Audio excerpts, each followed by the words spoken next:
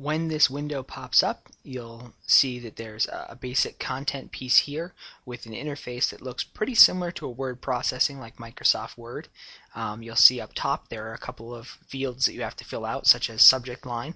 Now this is going to be the subject line that comes across in everybody's email program, so you'll want to name it something fairly specific. The from name is who it will look like the email came from, so pretty much you'll want to make this the name of your club, class, or group.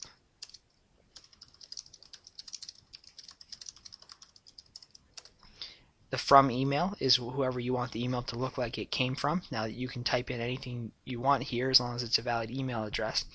Generally, clubs or classes use the club or class president email, but if there's a dedicated email account for your club, class, or group, go ahead and use that. And the reply to email address is basically what will happen if anybody clicks on the reply button or if they have an out of office message, etc. All of those will be sent to that reply to email. Then you'll go down to the content piece and create your email. You can paste in from Microsoft Word if it's created elsewhere, copy from Microsoft Word and click the paste from Word button. You can paste in plain text, or you can just type away in here. You can highlight and change colors using the interface, etc. You can align things in the center. All of these buttons, if you're using Internet Explorer, which is what we recommend for using Irish Online Admin, all of these buttons will pop up and tell you what they do if you leave your mouse over them for a couple seconds. Once you've got your email looking the way you want it to look, the last step is to create it from this HTML email into a plain text email, which you can do by clicking on this text button up here at the top.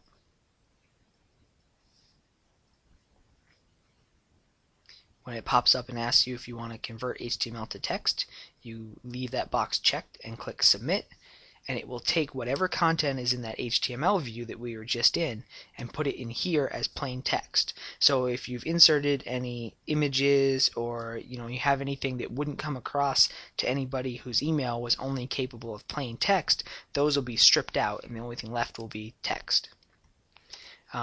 This step is very necessary because a fair number of email servers still don't accept HTML emails, so you'll want to make sure that your plain text email looks good and has enough content in it that the email isn't a waste of time for anybody who receives the plain text version.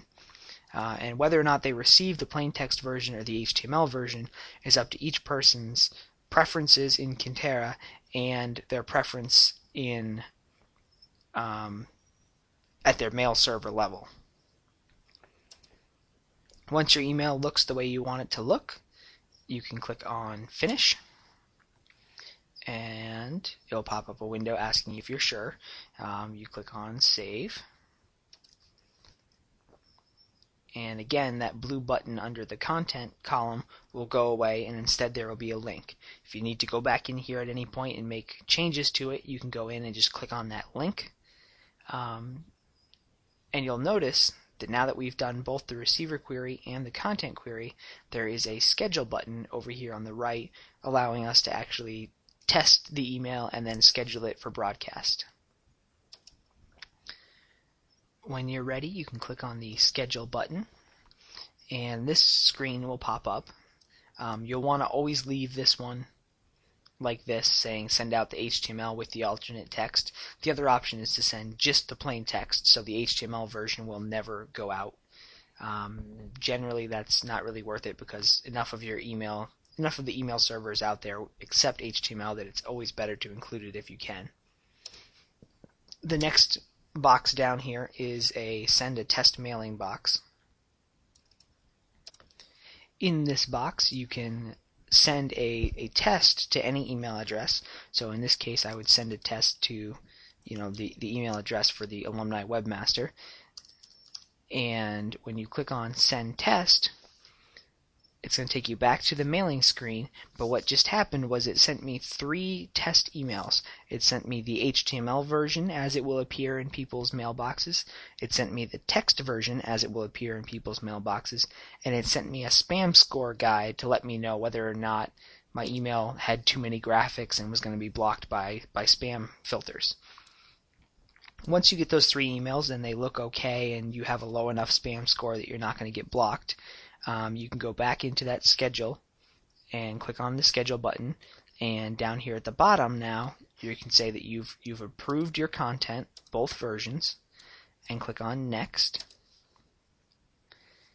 And then you've got options for whether or not you want to send it out at a future time, in which case you can just schedule it and click submit, or if you want to send it now.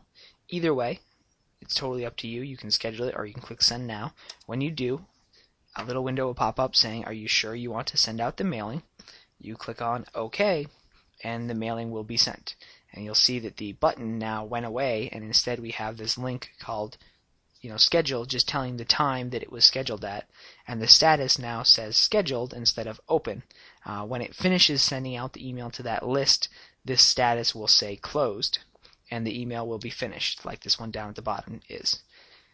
Anytime after it's gone out, you can go back into this email campaign screen, look at this mailing, and click on, or roll your mouse over test mailing, or the name of any mailing for that matter, and click on reports to see exactly who that email went out to and whether or not they opened it. If they unsubscribed from your list, it would have a listing down at the bottom saying that they unsubscribed, etc. That concludes this training session. We have documents available on the alumni website at alumni.nd.edu/iodocs, IODOCS, that explain more detailed options such as adding in images, etc.